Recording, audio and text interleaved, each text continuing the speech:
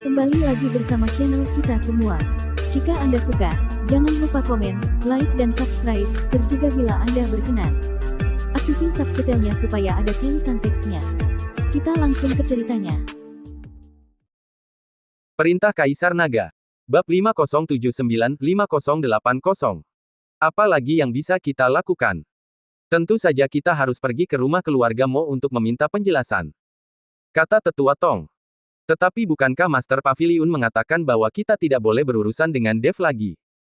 Jika tidak, aku akan disingkirkan dari Putra Dewa Pavilion Tianyuan. Meskipun anugerah surgawi murung dan penuh niat membunuh, dia tetap mematuhi Master Pavilion. Dia tidak berani menentang Master Pavilion. Kita hanya akan pergi ke keluarga Mo untuk meminta penjelasan, dan kita tidak akan repot-repot berurusan dengan Dev. Jika Dev mengambil inisiatif untuk ikut campur, itu bukan salah kita. Mata Tetua Tong dipenuhi dengan niat membunuh, kita akan membawa lebih banyak orang bersama kita. Jika Dev bersikap patuh, itu bagus. Jika dia berani ikut campur dalam urusan keluarga Mo, maka kita akan menyelesaikan semua dendam baru dan lama saat itu juga. Oke. Anugerah surgawi mengangguk. Aula pertemuan keluarga Mo. Westeros memasang wajah dingin dan ingin membubarkan semua orang dengan paksa. Tidak perlu melanjutkan pertemuan ini. Namun, saat Westeros hendak berbicara, langit di luar aula pertemuan keluarga Mo tiba-tiba menjadi gelap, dan lebih dari selusin sosok berjubah abu-abu datang seperti awan gelap. Tetua Tong, sang pemimpin, berdiri dengan kedua tangan di belakang punggungnya, tatapannya yang menyeramkan menyapu semua orang di aula, dan akhirnya jatuh ke wajah Westeros. Pupil mata Westeros tiba-tiba mengecil, jakunnya berguling ke depan 2 langkah.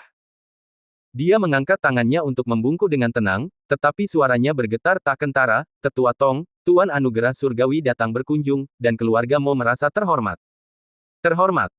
Tetua Tong mencibir, dan embusan angin bertiup saat lengan bajunya digulung, tiba-tiba menyela kata-kata Westeros.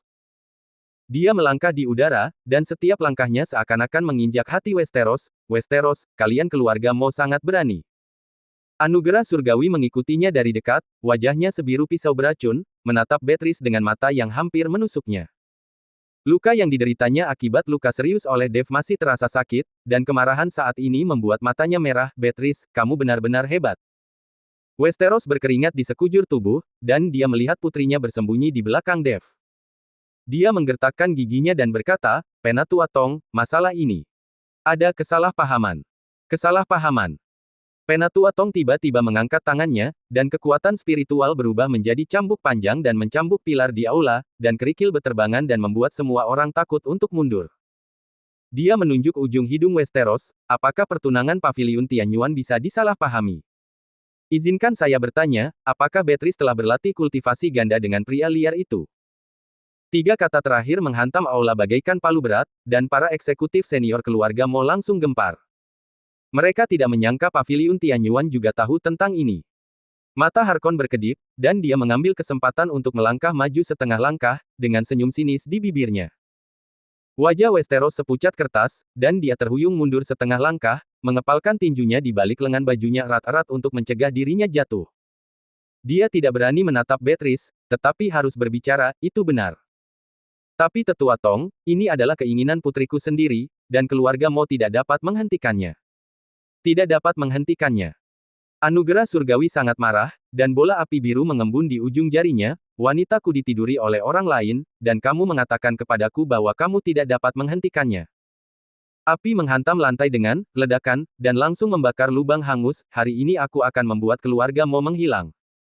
Perkataan anugerah surgawi langsung membuat semua orang di keluarga Mo ketakutan dan gemetar. Mereka tahu bahwa Pavilion Tianyuan benar-benar marah. Kalau tidak, tidak akan ada begitu banyak master yang datang. Tuan Anugerah Surgawi, tenanglah. Harkon berdiri dan berkata, masalah ini sepenuhnya dilakukan oleh paman saya, Westeros Mo, dan itu tidak ada hubungannya dengan anggota keluarga Mo lainnya. Karena dia adalah kepala keluarga Mo, jika dia memintamu untuk menyerang Pavilion Tianyuanku, apakah kamu akan mendengarkan? Tetua Tong bertanya kepada Harkon. Kedua orang itu jelas mengarahkan dan bertindak sendiri. Mereka tahu detail satu sama lain, tetapi mereka pura-pura tidak tahu apa-apa. Harkon menoleh dan menatap Westeros, matanya penuh dengan kekejaman. Paman, kamu tidak kompeten dalam mengelola keluarga, dan kamu membiarkan putrimu merusak reputasi keluarga Mo dan bahkan mengabaikan keselamatan keluarga, jadi aku hanya bisa membunuh kerabatku demi keadilan. Sekarang aku yang akan menjadi kepala keluarga Mo. Begitu kata-kata ini keluar, setengah dari anggota senior keluarga Mo setuju. Harkon telah diam-diam menyuap orang-orang ini sejak lama, dan sekarang saatnya telah tiba, mereka segera menyerangnya secara berkelompok. Tindakan kepala keluarga memang tidak pantas. Keluarga Mo tidak bisa hancur di tangannya. Tolong minta Tuan Anugerah Surgawi untuk membuat keputusan yang adil bagi keluarga Mo. Westeros membelalakkan matanya, menatap wajah-wajah yang dulunya tunduk padanya tetapi sekarang penuh pengkhianatan, dan dia merasa pusing. Dia terhuyung-huyung dan memegang pilar aula, kukunya hampir menjepit telapak tangannya. Kalian benar-benar ayah. Beatrice berseru, dan ingin melangkah maju tetapi ditarik dengan lembut oleh Dev. Dia menoleh untuk melihat Dev, tetapi melihat bahwa dia tampak tenang, dan bahkan ada seringai di sudut bibirnya. Dev telah lama menemukan bahwa Harkon ini pasti telah berkolus secara diam-diam dengan Tetua Tong dan yang lainnya, dan tujuannya adalah untuk merebut posisi kepala keluarga. Sudah selesai. Dev akhirnya berbicara, dengan jijik di matanya, sekelompok badut berani bermain drama di depanku. Kalian sudah membahasnya, kan? Mengapa kalian berpura-pura begitu munafik? Dan kalian berdua jenderal yang kalah, mengapa kalian tidak belajar dari kesalahan kalian? Kata-kata Dev membuat semua orang di keluarga Mo tercengang. Terutama Harkon, dia tidak tahu bahwa Dev telah bertarung dengan Tetua Tong dan Anugerah Surgawi. Sepertinya Dev telah mengalahkan keduanya. Pupil mata Tetua Tong tiba-tiba menyusut, dan dia tanpa sadar mundur setengah langkah. Kekalahan yang dideritanya di tangan Dev masih jelas dalam benaknya. Pada saat ini, melihat momentum yang melonjak di sekelilingnya, dia benar-benar merasakan penindasan seperti menghadapi gunung. Namun, karena mengira bahwa selusin master yang dibawa hari ini semuanya adalah master tingkat 5 dari alam dispersi negeri peri, dia menggertakkan giginya dan mencibir, Dev, apakah kamu benar-benar berpikir kamu dapat melawan Paviliun Tianyuanku sendirian? Meskipun dia tahu bahwa Dev dapat melawan lawan yang alamnya lebih tinggi, dengan begitu banyak dari mereka, Dev jelas bukan lawan. Bahkan seekor harimau pun tidak dapat melawan sejumlah besar orang. Kamu mau bertarung? Dev mengangkat alisnya, menjentikkan ujung jarinya dengan ringan, dan cahaya keemasan terbang melewati telinga Tetua Tong, memotong sehelai rambut putihnya, hanya mengandalkan sampah sepertimu. Anugerah Surgawi sangat marah, bunuh dia untukku. Setelah Anugerah Surgawi selesai berbicara, lebih dari selusin sosok menyerang pada saat yang sama. Semua jenis aura yang menakutkan menghantam Dev seperti hujan badai, dan seluruh aula pertemuan langsung berubah menjadi abu. Wajah Beatrice pucat, dan dia secara tidak sadar ingin bergegas, tetapi dipegang erat oleh Westeros. Dia tahu bahwa Beatrice akan mati sia-sia jika dia bergegas maju. Sekarang tergantung pada kekuatan Dev sendiri. Terlihat cahaya keemasan muncul di sekitar Dev, dan kemudian sisik emas menutupi seluruh tubuh Dev. Tubuh emas yang tidak bisa dihancurkan diaktifkan. Pada saat yang sama, dua kabut hitam melonjak keluar dari tubuh Dev dan berubah menjadi dua prajurit. Kedua prajurit itu memegang pedang besar dan langsung memotong aura kekerasan. Aura yang terlewat mengenai Dev, tetapi Dev tidak menghindar atau menghindar, dan tetap teguh seperti gunung. Bagaimana ini mungkin? Harkon tertegun dan melangkah mundur tanpa sadar, tetapi bertemu dengan mata dingin Anugerah Surgawi.